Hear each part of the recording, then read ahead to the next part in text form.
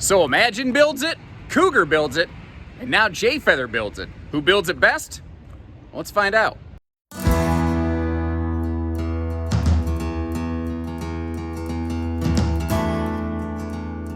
Hey everybody, Josh the RV Nerd here at Bish's RV of Coldwater, Michigan, and I'm excited to finally see some new floor plans rolling out here. Jayfeather moving forward a little bit. They got kind of stuck in a rut there during the COVID period, and they are coming out with new floor plans, it seems like, left, right, and center. Today, the new 26RL. Now, it's new to them, but like I said, Grand Design Imagine makes this, called the 2500RL. Cougar makes this, basically, called the 25RDS. And I have videos on both of those. I would love it if you took a look at those after watching this, and you be the judge. You tell me which one you like better. So what does the Jayco bring to the table? Well, one of the newer changes on these that slipped through without a lot of documentation was the fact that they're now double Azdel, which I think is very cool. They're using it on the inside and outside layers of their laminated walls. Now, this has a heavy use of lamination, vacuum bonding lamination, and aluminum framework, although it does still maintain their wood-built Magnum Truss roof system. That being said, that has the heaviest roof load rating of anything else in this class. This also, as far as I know, has the best warranty of anything in the class out there with 2 + 3 years structural. So they've got more coverage than just about anybody else, but you've also got things like 87-mile-an-hour rated Goodyear Endurance radials, turn signal safety lighting. It is prepped and ready for a full observation camera suite, rear and sides. We are roof solar prepped. There's solar options. It's carpetless. It's ventless. You've got the ability to throw a theater seat in there if you wanted.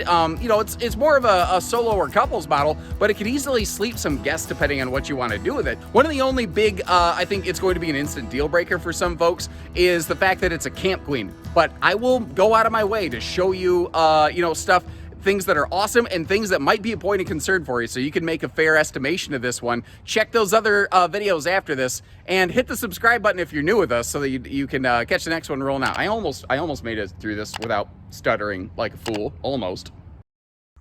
So really, I mean, I think my whole goal here today is to just kind of, first of all, let's acknowledge this is not a new floor plan in the industry. I've already kind of mentioned that, but it is a new floor plan from Jayco. So, you know, why would you choose this one versus one of the other ones? Because they all have different advantages and different disadvantages. If you're someone who prefers no floor vents and no carpet in the slide, well, then this Jayfeather might be the right one for you. This is also now, all Jayfeathers are double Azdel using products, which I think is a really cool, sweet upgrade. I'm going to slide over here into the dinette to kind of give you a view from the rear-facing bench. And one of the things that I kind of like about this is we have some seating that essentially faces one another, so it's a little bit more social here. Now, this one doesn't exactly have the best door-side window coverage, but, you know, is this just not every RV can have every single thing. And when you only have one slide, most of the time the windows are over on the driver's side. And you might ask, why is that? And the answer is because of that entry door. If that entry door didn't exist, they could easily flip-flop this floor plan, but that door has to be on this side of the RV, and it overlaps with the slide out, and obviously that, you know, can create some problems. Now, you may notice it's a frosty glass privacy window. It's still giving us some light, but when you're sitting over here at the theater seat, you can still basically peek out over at your campsite. And I'm going to show you this TV. This is actually a nice double-jointed swing out. I'm going to show you that in just a minute here. So right now it's kind of at a bit of a bias angle. Oh, hey, how you doing? Josh the RV Nerd. I'm over there in the distance. You're getting to see me in stereo. That's weird. Anyway, but I'll show you the TV flipped out. Now, at the time of this filming, they do not offer fireplaces in these. There's storage down there. There's, you know, again, some brands do that. Some brands don't. Currently, things like fireplaces and a true queen bed up in the bedroom, those are things that Jayco has reserved for the Jayfeather's big brother, White Hawk. But they also seem to be some of the most requested things. So as we go through this video, I would really like to hear from you guys. You know, what do you like? What do you dislike? What would you like to see different about this RV? Let me know your thoughts, good and bad, and I'll try to do my best to point out the features and maybe potential points of concern on this. What is nice, though, every window opens for airflow. But did you notice, did I even put it on screen? I don't know if you could have even noticed. I'm sorry, I'm asking myself questions at this point. The XL vent fan up here. So if you want to get fresh airflow ripping through all those windows, you've got the big fan to do it, standard from the factory on these. Some people wonder, though, Why isn't that in the bathroom? This is the biggest room of the RV, so they put the biggest fan in here. In the bathroom and in the bedroom, in the two smaller enclosed rooms, they do have the smaller 4-inch fans in their vents. So they, they're giving us triple power vent fans. And at the very least, if you did want to like update and upgrade those smaller fans in the bathroom and the bedroom, that is something that we could easily accomplish for you. Now, we've kind of seen it in daytime mode. Let's, look at it in nighttime sleeper mode. We're going to look at all the storage here. Did you notice the little swivel stands on that theater seat just kind of went away?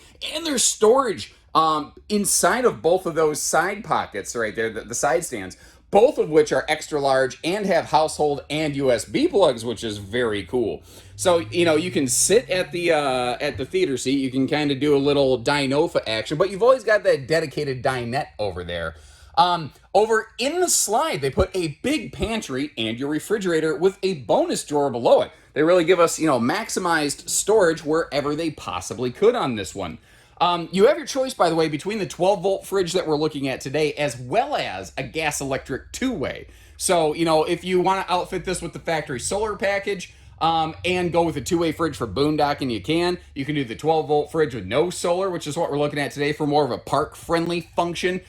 You can mix and match the two if you feel like it. It's all really a matter of what works for you. They give you the options to do all those things. Now, speaking of options, what we are looking at today is called the vintage decor. That is that kind of taupe tone on the cabinetry that we're looking at over there. You do also have the option of going with the farmhouse decor, which will be the basically the white cabinetry. Although the darker chocolate areas that we're looking at on this, that will always be that color.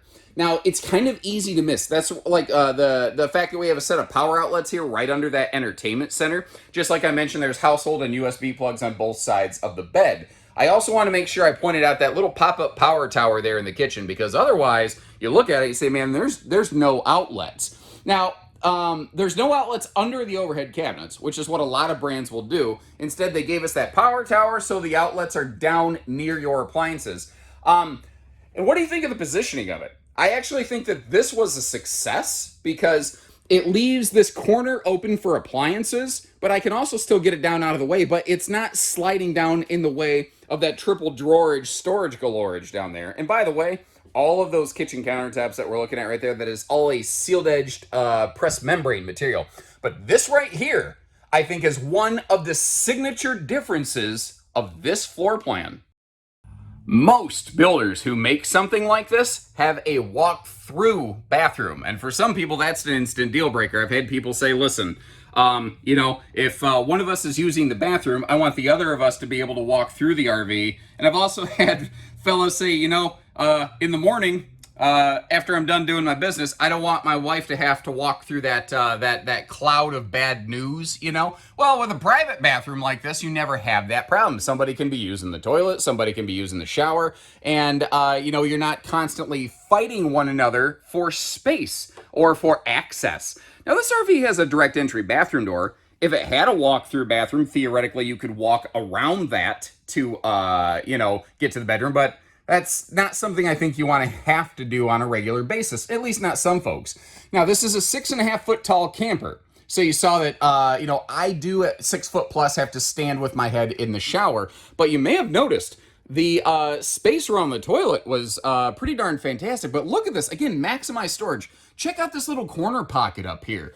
Just every little nook and cranny they could. Like, there's a very good linen cabinet in this. Next to that, what is that? About a 30 by 36 rectangular shower. And there's decent counter space in this one, but it does have that nice oversized sink right there. And I don't know if you caught from the footage, but there is a handy little, hand towel hanging loop over here. And thankfully, it is up high enough where it's not going to hang down and leave the towel to soak in the sink and become a moldy oldie. It is shocking how often that is the case in the RV industry. Good job, Jayco. So, if you're passing through here and it's occupado, well, then you don't gotta worry about who's in the occupati. Anyway, up front here, again, I try to be fair. I try to point this stuff out. This is a Camp Queen. And again, being fair, for the life of me, I don't understand why Jay Feather does it, because they leave plenty of room for a true queen bed in there. It's one of those things that I think, because Jay Feather has always had a camp queen, it still has a camp queen, but it feels like that's something that it wouldn't hurt them to necessarily change. Now, this is a sliding pocket privacy door. You see that little latch up there. What's brilliant, though, is they also include with it a handy little U-latch right there. That is an awesome way to give you essentially a locking private bedroom door. And they just, this extra little piece of trim. Again, remember I said it's a devil in the details thing in these Jaycos. They always do this little +1 features. I call it Jayco doing Jayco things, so that you don't have somebody able to peek around, a little light bleed through the corner.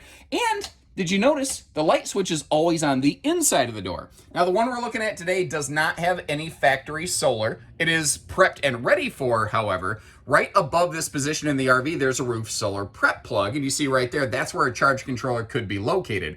If you want to upfit that aftermarket, keep in mind you still need to run the wiring from that location to where the batteries would be. Now, notice the bed sides over there. You see how there's household and USB outlets, just like we saw beside the sofa. The thing is, those are on both sides of the bed, and there are 2 more sets of household outlets in this RV that we're going to see in just a second. First, though, I don't want to miss the fact, it's because there's a sliding privacy door on the wall across from the bed, they couldn't mount a TV there. So this is where they had to put a TV prep point. It is definitely, it feels like a little bit of a secondary afterthought, but I do feel strongly most people in this class don't tend to put a TV there. So I don't know that's wrong. And you can always get a pivoting, articulating kind of swing arm TV mount fairly inexpensively. And heck, we could put one up for you. Now, I mentioned this in the living room. The bathroom and the bedroom both have vent fans, which is kind of cool. Very few RVs will go ahead and put a vent fan up there. Now, what we're looking at here in this RV, it has a Furrion 14,500 BTU air conditioning system. The RV is standard 30 amp service. You have the option, however, of outfitting this with a 50 amp service and dual air conditioners if you are so inclined. You know, my southwestern clients, I think that they would certainly appreciate stuff like that. But did you notice you've got dual hanging closets, which can both convert into dresser storage? You know, they have removable shelves, but then across from the bed, you have another hanging closet / dresser with all kinds of, you know, quadruple drawerage galorage going all the way down here. Now, by the way, this some people get spooked by this. They don't like a door into their bedroom. Deadbolt it, because you can sleep alone or you can sleep with friends. It's up to you guys. You know, it just depends on which way you want to go with it. And did you notice those little headboard side pockets over there? That's where those little bonus power outlets are located. And the switches that we saw on the face of the nightstand, that will activate or deactivate the little, you know, indirect Labatt blue light over there, so you can see what you're doing. All right, full on slide closed, lights off, like traveling road mode, storage mode, whatever you want to call it here. What can we get to? What can we not access?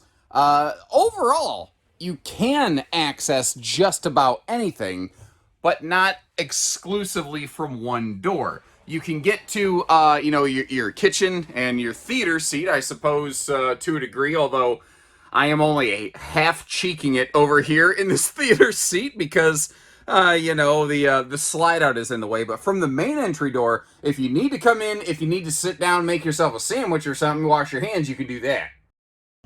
For the other stuff, you're going to need to use the other door. So the RV has effectively 100% travel access, but not from one single entry point. I also pulled the bedspread off here so you could see what kind of, you know, blue wafer of death you're looking at here. That being said, this is not the worst I've seen. Is it a full-on residential sleep number? No. I don't know. Maybe some people like it. Maybe some people don't. Bedding is one of those things that's very subjective. So with the back door, we've got snack-tastic access. With the front door, we have nap and crap-tastic access. And overall, you've got fantastic access. It just requires a little bit of a 1-2 travel trailer 2-step to get yourself through there. It's a 2-stage access. And despite the fact that it's probably one of the most important facets of considering a Jayco RV, I often forget to talk about the fact that they've got about the best warranty, duration out there in coverage with their 2-year RV warranty and 3-year structural. There's a lot of manufacturers that like to put a sticker with a 3 on it and then the word warranty next to it and give you the impression it's a 3-year warranty. Almost all RVs have a 1-year RV warranty and then 3-year structural coverage on things that frankly just statistically don't tend to fail. But here's an interesting factoid for you. The highest number of RV warranty claims are typically reported within the 2nd year of an RV's ownership, at the point where most RVs have fallen out of coverage. Jayco's giving you that extra, period of coverage right there. And here's an interesting thing. They cover all of the appliances used in this RV during that period, even if the appliance manufacturer does not. So I'm just gonna throw something out. I don't even know if this applies, but let's say the guy who builds that microwave only offers a 1-year warranty on the microwave. Well, Jayco will still cover it in that 2nd year themselves. I think that's kind of cool. Now, you see how they give us these extra large doors, full big pass-through doors on both sides of the RV, although they do kind of have to dip under the bed mattress a little bit, but at least those taller pockets, you might be able to shove some oddly sized things in there. Household outlets in there, you saw that battery disconnect switch. If I'm being picky, I'd like that moved up a little bit, but that's not gonna be a deal breaker factor for me personally.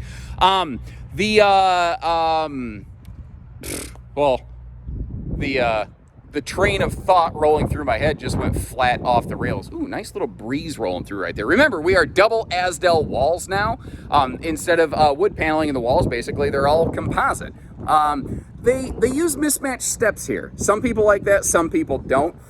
Sometimes in some floor plans, the folding anti-slip aluminum steps there can give you a little bit better access while the RV's in storage mode.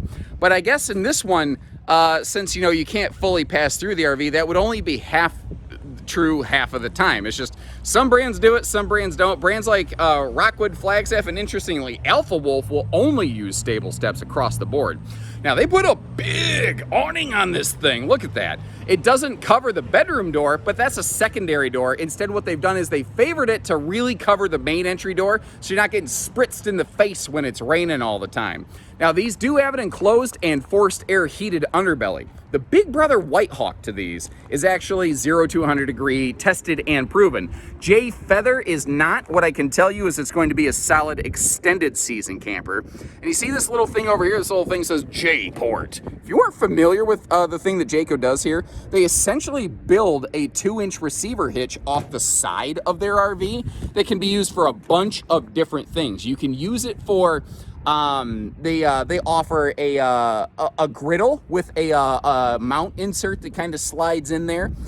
There's all these things like Thule picnic tables and all kinds of stuff that you can get with it. Now above the rear tire, below the EH in Feather, or HE as it were, you see that there's an outside TV mount over there, and those are Goodyear Endurance radials, 87 mile an hour rated, which is kind of nice. Whipping around the back side here, you might notice this does have a roof ladder, which is something a lot of RVs have dropped off of having. So that's a nice feature to find, obviously. And we've also got something you really can't see, the turn signal safety lighting package. So let's say you flip on your left-hand blinker. On most RVs, only that left tail light's going to blink. But on a Jayco, all of the lights along the side of the RV will blink along with that tail light there to give everybody a better, clearer understanding of what it is you're going to do with the RV. Now, something I wasn't clear about when I was looking at that theater seat, and I apologize I didn't get you a better look at this on the inside of the RV. The driver's side stand beside the theater seat only has a small storage pocket because it has all of this stuff, including a hot, cold outside utility shower down below it. Now, as long as we're up here getting high on campers, let's talk a little bit about the construction of this, the roof specifically. One of the very interesting differences on Jayco RVs is that all of their 8-foot wide and wide body travel trailers and fifth wheels are running plywood roof decking, which has a couple different benefits. First of all, real quick though, that is where you see that roof solar prep plug. but plywood has greater load-bearing capacity as compared to OSB. First, it is just stapled down to hold it in place. Then it is all screwed in place to, you know, just help everything hold together better, stronger. Also, this is 3/8 roof decking, which is not thick enough for the roofing to be tongue and groove the way like you hear. A lot of times when you hear plywood in the RV industry, you hear tongue and groove. That's not what this is. It's not big enough to sleeve in together properly, effectively. But it still maintains better load-bearing capacity, and God forbid the decking ever gets wet, it will swell, but it will mostly return back to its original position, so you don't necessarily need to rebuild the whole roof in the event, like let's say a branch punches through the roof or something.